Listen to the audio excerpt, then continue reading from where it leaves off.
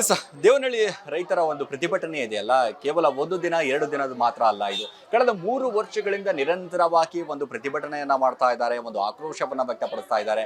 ನಮ್ಮ ಜಮೀನನ್ನ ನಮಗೆ ವಾಪಸ್ ಕೊಡಿ ಅನ್ನುವಂಥ ಒಂದು ಕೂಗು ಕೇಳಿ ಬರ್ತಾ ಇದೆ. ಇವತ್ತು ಪ್ರಮುಖವಾಗಿ ಸಿಎಂ ಸಿದ್ದರಾಮಯ್ಯನವ್ರನ್ನ ಭೇಟಿ ಆದ್ರು, ಒಂದಿಷ್ಟು ವಿಚಾರಗಳು, ಒಂದಿಷ್ಟು ಚರ್ಚೆ ಆಯಿತು. ಏನಾಯ್ತು, ಏನ್ ಕತೆ ಅನ್ನೋದ್ರ ಬಗ್ಗೆ ಮಾತಾಡ್ತಾ ಹೋಗೋಣ. ಇಲ್ಲಿ ರೈತರು ಇದ್ದಾರೆ. ಸರ್, ಏನಾಯ್ತು ಇವತ್ತು ಸಿಎಂ ಅವ್ರನ್ನ ಭೇಟಿ ಆದ್ರಿ, ಯಾವ ರೀತಿ ಆದಂತ ಒಂದು ಭರವಸೆ ಕೊಟ್ಟಿದ್ದಾರೆ ಅಂತ? ಅಲ್ಲಿ ನೋಡಿ, ಅವರು ಇವತ್ತು ಮೊದಲು ಸಮಯ ಕೊಟ್ಟಿದ್ದರು ನಮಗೆ ಮಾತುಕತೆಗೋಸ್ಕರ.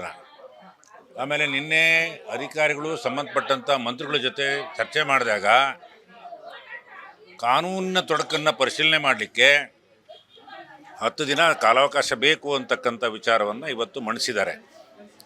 ನಮ್ಮ ಕಡೆಯಿಂದನೂ ಕೂಡ ಕಾನೂನು ತಜ್ಞರನ್ನು ಅವ್ರಿಗೆ ಕೊಡ್ತೀವಿ ಅಂತ ಹೇಳಿದ್ವಿ, ಅವ್ರ ಜೊತೆನೂ ಚರ್ಚೆ ಮಾಡ್ತೀವಿ ಅಂತ ಹೇಳಿದ್ದಾರೆ.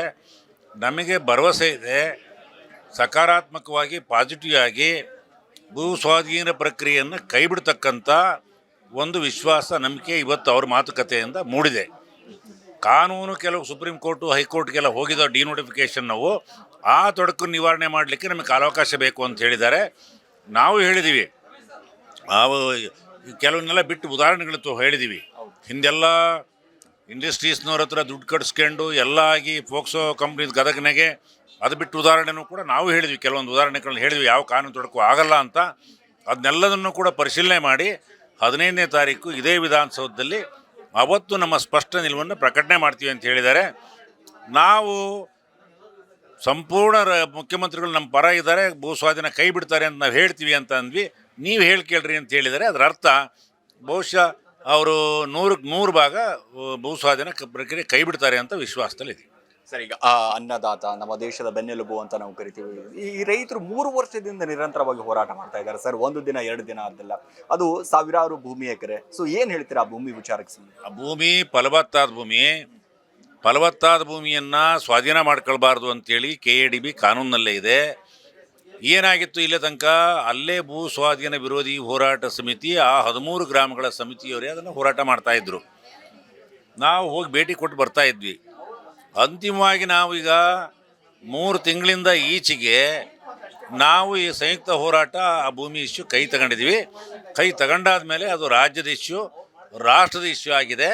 ಎಲ್ಲ ಸಾಹಿತಿಗಳು, ನಟರು, ಬೇರೆ ಬೇರೆ ಸಂಘಟನೆಗಳು ಎಲ್ಲರೂ ಕೂಡ ಬೆಂಬಲ ವ್ಯಕ್ತ ಮಾಡಿದ್ದಾರೆ. ಸರ್ಕಾರಕ್ಕೆ ಮನವರಿಕೆ ಆಗಿದೆ, ಇದು ಭಾಳ ದೊಡ್ಡ ಇಶ್ಯೂ ಆಗಿದೆ.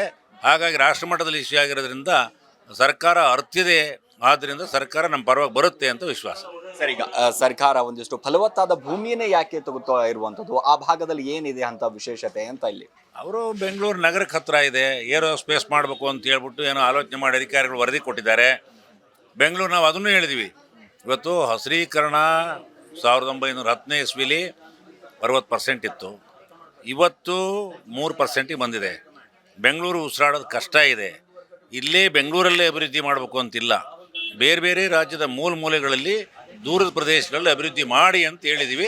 ಅದನ್ನು ಬಹುಶಃ ಅವ್ರು ಪರಿಗಣನೆ ಮಾಡ್ತಾರೆ ಅಂತಿದೆ. ಧನ್ಯವಾದಗಳು ಸರ್. ಎಸ್, ಇದಿಷ್ಟು ರೈತ ಮುಖಂಡರ ಮಾತು.